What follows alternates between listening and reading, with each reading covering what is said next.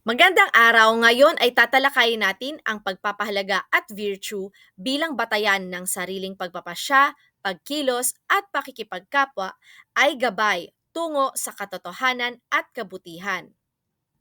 Narito ang ating layunin na ipaliliwanag na ang pagpapahalaga at virtue bilang batayan ng sariling pagpapasya, pagkilos at pakikipagkapwa ay gabay na pagtitiyak na ang bawat pagtugon ay patungo sa katotohanan at kabutihan, lalo na sa mga sitwasyong sinusubok ang kanilang pagkatao. Mayroon tayong tatlong aspeto na tatalakayin ngayon. Una na dyan ay ang sariling pagpapasya, pagpapahalaga at virtue bilang gabay. Una na nga dito ay ang katotohanan sa sarili. Ang pagsasagawa ng self-reflection at pagkilala sa sariling mga pagpapahalaga ay nagiging gabay sa paggawa ng tamang desisyon. Ibig sabihin, mahalaga na tinatanong natin ang ating sarili ano nga ba ang mga values na meron na tayo. Dahil dito magmumula ang pagdedesisyon natin na isang magandang paraan na nagpapakita ng ating pagkatao at mga prinsipyo. Ikalawa ay ang moral na integridad, ang pagpapahalaga sa katapatan, katapangan at pagkamakatarungan ay humuhubog sa kakayahang gumawa ng mga desisyon na hindi lamang makakabuti sa sarili kundi pati na rin sa iba. Ngayon ay puntahan na natin ang ikalawang aspeto na ang pagkilos, pagpapahalaga at virtue bilang gabay. Una na dito ay ang epekto sa iba. Ang pagkilos na nakaangkla sa malasakit at respeto ay nagsisiguro na ang bawat aksyon ay may positibong epekto sa komunidad. Ibig sabihin, kapag lagi nating iniisip ang malasakit at respeto sa ating kapwa, magiging maganda ang epekto nito sa ating komunidad or sa mga taong nakapalibot sa atin. Halimbawa ay ang integridad mo sa iyong pag-aaral. Lagi ko sinasabi sa inyo ang ehemplo or example ng cheating. So kapag ikaw ay may integridad at hindi ka nag-cheat, hindi ka nangungopya, malaki ang epekto nito sa inyong mga kaklase na nag-aaral, sa inyong guro na gumawa ng exam at sa iyong magulang na nag-e-expect na ginagawa mo ang tama sa iyong pag-aaral. Ang epekto nga nito ay positibo dahil tama ang ginagawa mo na hindi nangungopya at hindi nagpapakopya. Ikalawa sa pagkilos ay ang pagkakaroon ng tamang layunin or tamang reason or tamang goal.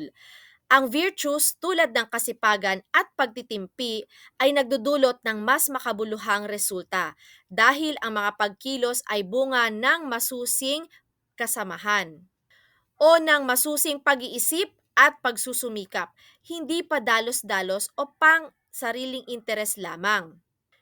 Ibig sabihin, in everything that you do, you always think of others. Makakabuti ba to sa'yo at sa iba o sa sarili mo lamang?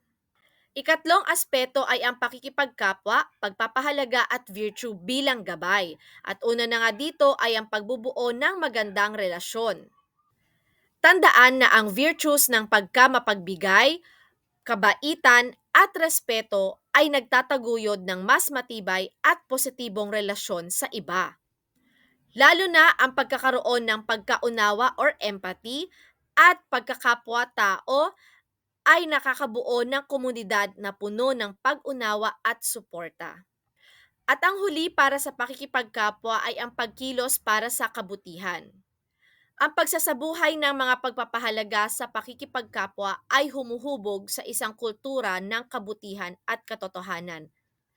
Ibig sabihin, sa ganitong paraan, ang mga aksyon mo na kumikilos ka para sa kabutihan ay nagiging inspirasyon at gabay ng ibang tao upang gayahin or tularan ang mabuting asal na ginagawa mo.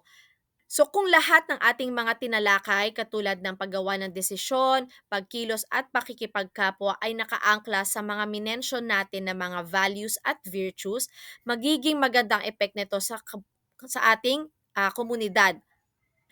At pwedeng maging inspirasyon ka ng ibang tao tulad ng iyong classmate na nakakita ng mga kabutihang iyong ginagawa para sa sarili mo at para sa iba.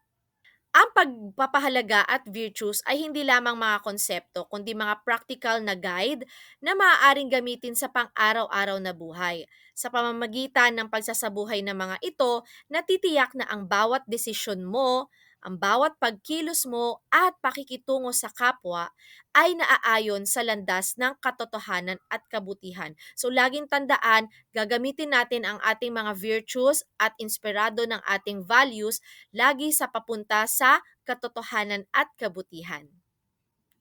Maraming salamat sa inyong pakikinig